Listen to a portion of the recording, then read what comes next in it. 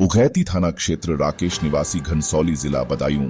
राकेश के 4 बेटा बेटी थे, जिसमें सबसे बड़ी नेहा पुत्री थी, जिसकी उम्र 19 साल थी। परिवार में खाने पीने को लेकर तंगी आ गई थी। इसी कारण लगभग 10 साल पहले गांव छोड़कर शिव मंदिर मुल्लाहेड़ा गुरुग्राम चले गए। लगातार माँ बेटी कोठी में काम करके और पिता फैक्ट्री में काम करके पालन पोषण कर रहे थे।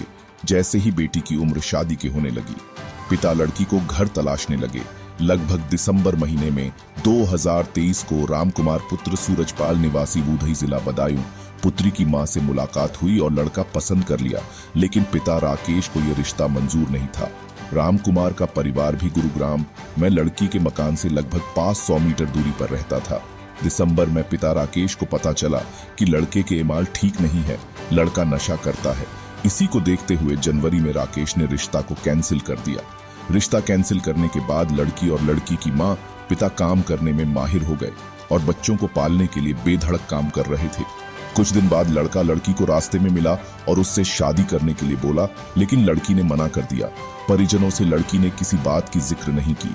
घटना से लगभग 3 दिन पहले लड़की को लड़के ने जान से मारने की धमकी दी।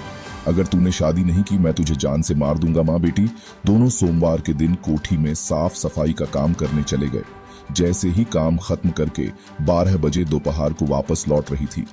पहले से ही रामकुमार घात लगाए मिथिलेश के मकान से 100 मीटर दूरी पर खड़ा था और उसने बीच सड़क पर नेहा को पकड़ लिया और शादी करने को कहने लगा। नेहा ने जैसे ही मना किया, आरोपी ने लड़की के पेट में 2 बार चाकू से वार किया। नेहा घायल अवस्था में जमीन पर गिर पड़ी। मां मिथिलेश ने लड़के को पकड़ लिया, चप्पलों से पीटना शुरू किया और आसपास के लोग वीडियो बनाने में मशहूर थे।